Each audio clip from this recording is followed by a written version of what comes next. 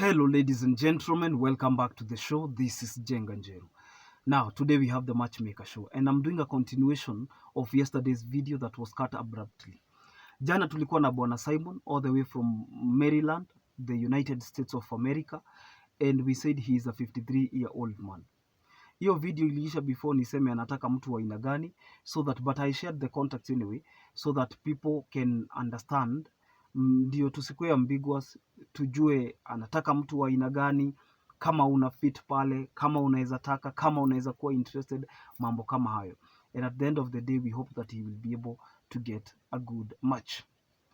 Now our guest ni Bwana Simon, na tulisema yeye nyumbani kwao ni Gatundu pia, na kuna wakati ambao unafikanga mtu anasema I will not be single anymore, no matter how heartbroken you are, no matter how much of a loss you've gone through in terms of relationships. It reaches a point when you realize you cannot continue living the other person's life and you make a decision to begin living your own. I am saying this because Mr. Simon is a man who got frustrated, he got intimidated, he got disillusioned, he got disappointed by the wife he had married here in Kenya.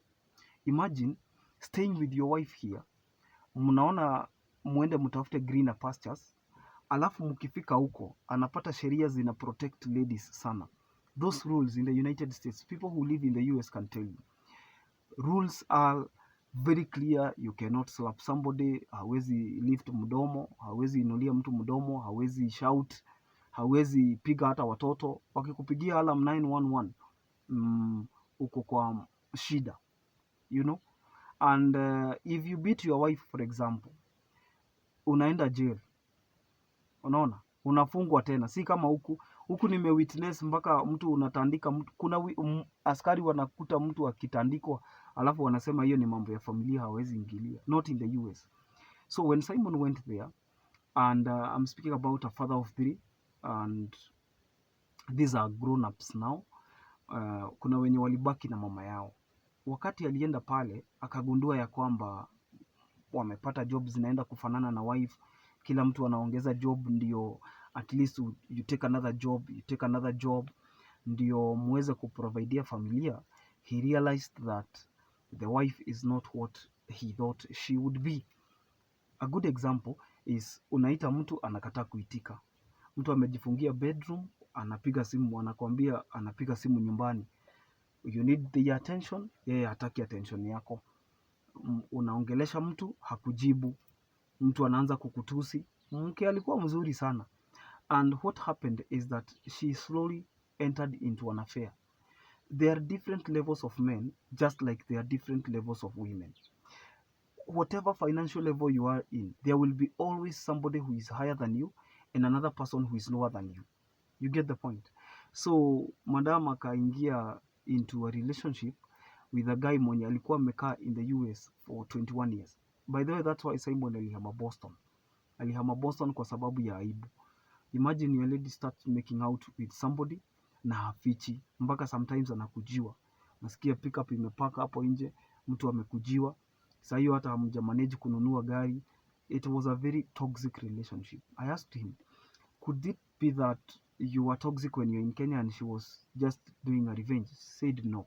Hata hapa Kenya walikuwa watu ya kanisa. Wife ni Asha mzuri sana, mtu wa kunyamaza, hana mambo mingi. Jamani wa praised him, na hata alikuwa na ndoto za kukua pastor. Lakini sasa, you know, even as a man of God you have to be a good example. You don't want to be a bad example. You want to lead by example. To him more is given, more is expected. You know that.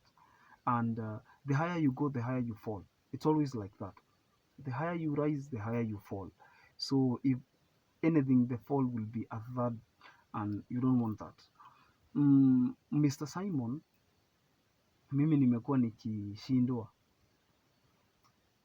kama mtu anaweza kaa hii miaka yote, mbona sasa akuja kutafuta tena? You remember yesterday I said that I am proud of him. We have been talking for the last 7 months. I am proud of him because I am aware of his investments. Huyu ni mtu ambaye alijishika vizuri, akaanza kufanya development. Kuna watu wengi who interpret loss of a relationship in many ways. Kuna mtu ana sink into depression, mwingine anagonjeka, mwingine anaanza pombe. Huyu started working on himself because you look at the graph, huyu mtu anakosa kukupea heshima kwa sababu all things constant, you are at the same level.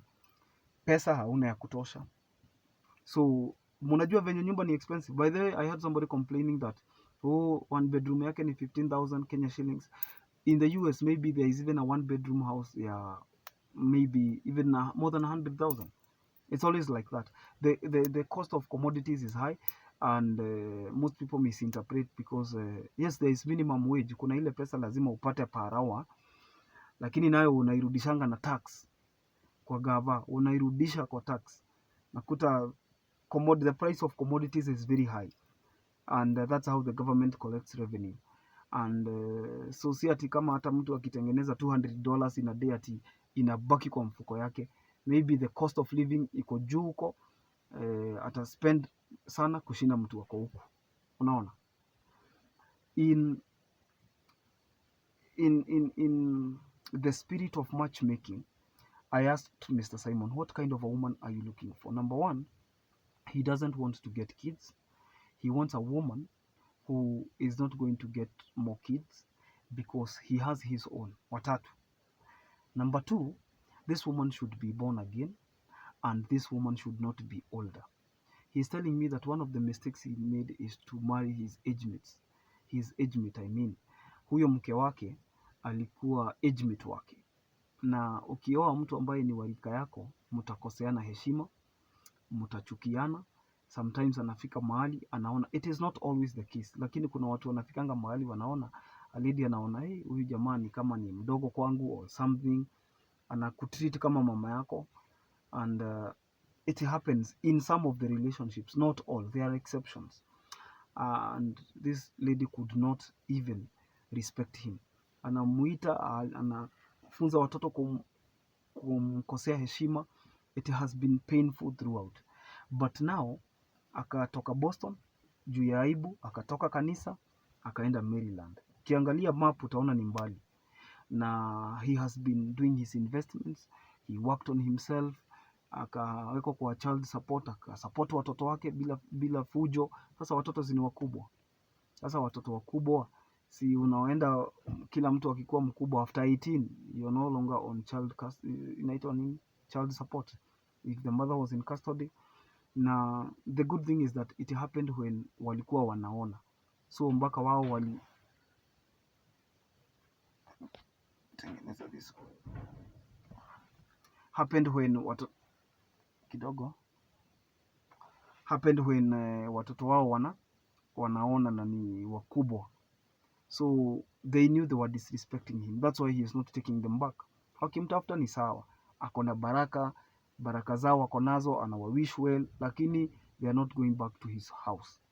And wakae na mama yao, and wakitaka kama ni necessary atawamit, lakini hawatazuia kitu ingine iendelee kwa maisha yake. This time niliwaambia nakuja tarehe 27. Tarehe 27 ni next week, na itakuwa Jumatatu, na next week but one, kwa sababu leo ni Saturday ya tarehe ngapi? Leo ni Saturday ya tarehe 18. By the way, I launched my book Go Get It on this exact date. What? This is the 6th year anniversary, because Go Get It was released on the 18th day of November 2017. Look at your calendars. It was on I wish niko nazo hapa ama niko on the 18th day of November 2017. We launched Go Get It, and we've sold thousands of copies so far, impacting humanity, because we believe that things don't happen, they are made to happen by fire, by force, by fire, by thunder. Get yourself a copy on 0712 997 660. Get a copy, 1,000 bob. Yeah, it's an anniversary for the book. Maybe you don't have the copy, you can get one, procure one, either for yourself or your friends. Now Mr. Simon is coming tarehe 27, na ni next week but one, Jumatatu. by saa 8 atakuwa amefika JKIA, na anataka mtu ambaye anaogopa Mungu, mtu ambaye ni slightly low, hata 40, maybe 40 ikienda sana 42, wasikoseane heshima tena, unaona. Na pia anataka mtu mfupi because yeye he is 5'4".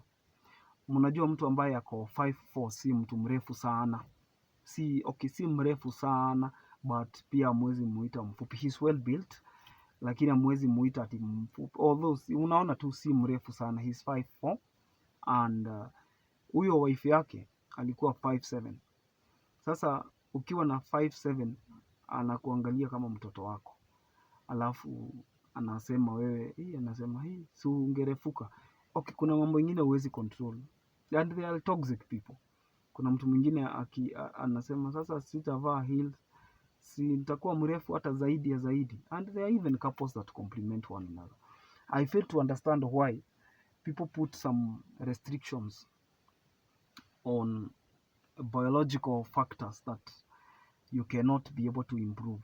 Unajua, kama ni pesa unaweza sema nitatafuta, kama ni kujitahidi utajitahidi, kama ni mtu anaweza tengeneza shape, kwa sababu unaweza, kama ni if it's a man for example, unaweza inua mawe, unaweza ingia gym, you can be in shape, that is. But in terms of hate, there is not much you can do about it, in fact nothing.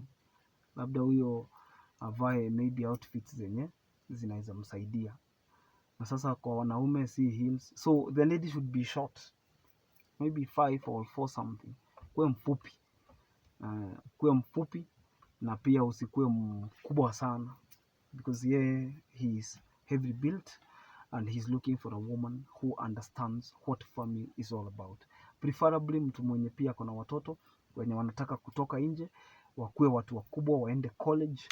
Pia they want to make the wheels of progress start running again. So I am wishing Mr. Simon the best of luck. I felt indebted because I did not complete this video. That is why he is not